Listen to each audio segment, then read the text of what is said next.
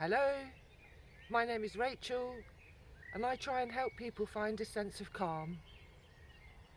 I've created this channel to share tips and tools for mental health and well-being and voice techniques for meditation and healing. All of the techniques I share will be easy and simple to do. The voice techniques, if you have a voice, you'll be fine. If you can talk, you'll be fine. You'll be able to make these sounds. This is nothing to do with singing. You don't have to be able to make a nice sound or the right sound. It's actually just a question of finding your sound. So at the moment I'm working through the vowel sounds. The last video that I did looked at the vowel sound R, and today we're going to look at the vowel sound air, which would be written A-I-R, I guess, or E-H, air. So a few things before we start making the sound. Make sure that you're sitting comfortably, that you have some contact with the ground so that you feel kind of grounded. If you're choosing to stand like I am, that's fine. Just make sure that your posture is good, that your spine is erect, because we're looking for kind of some sense of alignment. So the sounds that we're not making, the intention isn't to try and sing them out.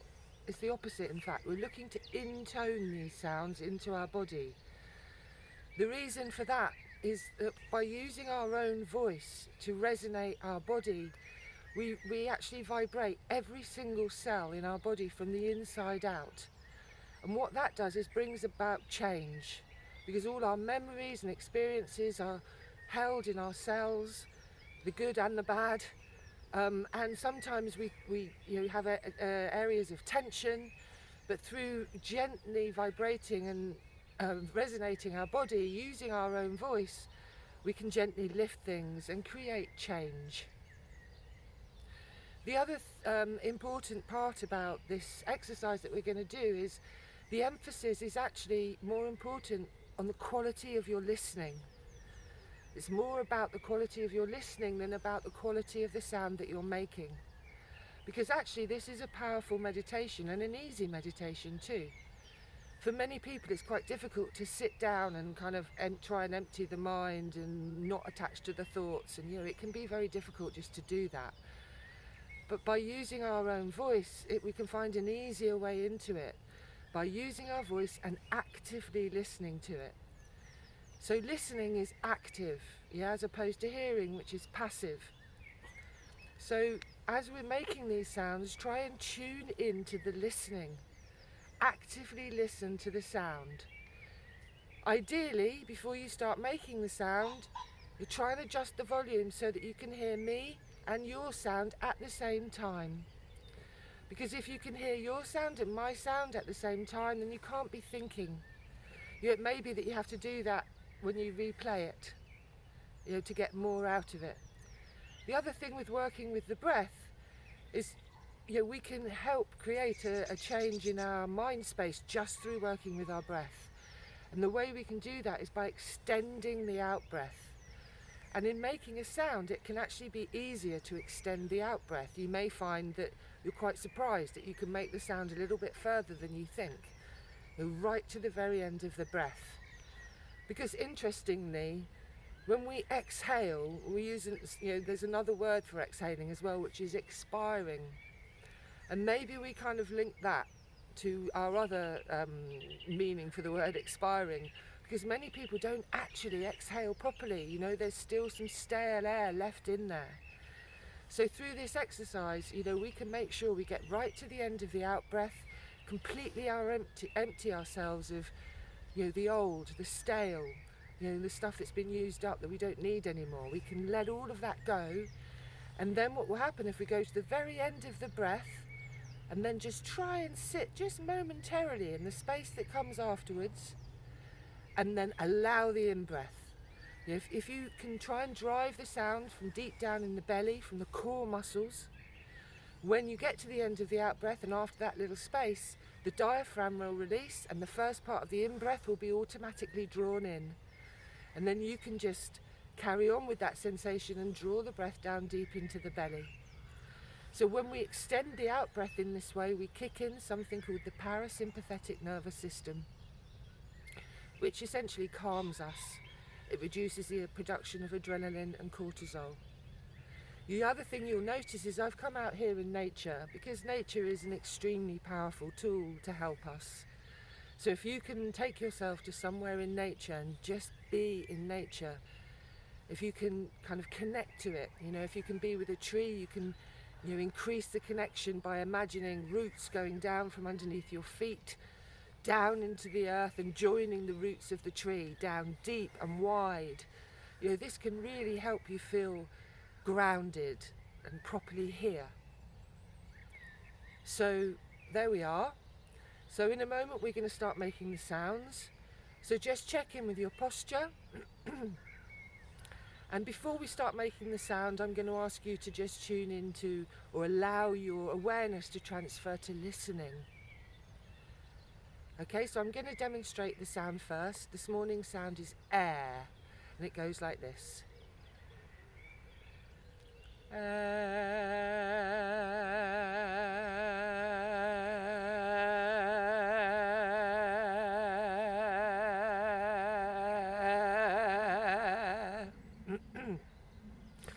As you can hear, there's a little bit of frogginess there. It's early in the morning here. When you start making sounds, you may find the same thing. It doesn't matter, just work through it, they'll clear. It doesn't matter, the point is you're using your voice. Your voice is your real essence. So many people are worried about using their voice for anything other than talking. Many of us have memories from in the school choir being told to sit at the back and mouth it, or that we make a lousy sound or we sing out of tune. None of that matters for this. It's literally about just creating this open sound. It's your sound.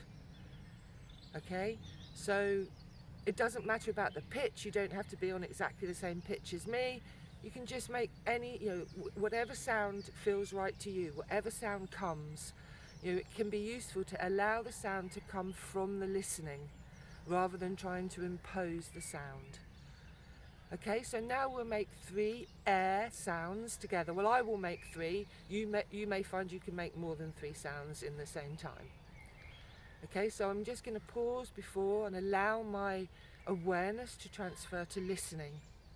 I'm then going to spend a moment just tuning into my breath, and then I will begin making the sound. Okay?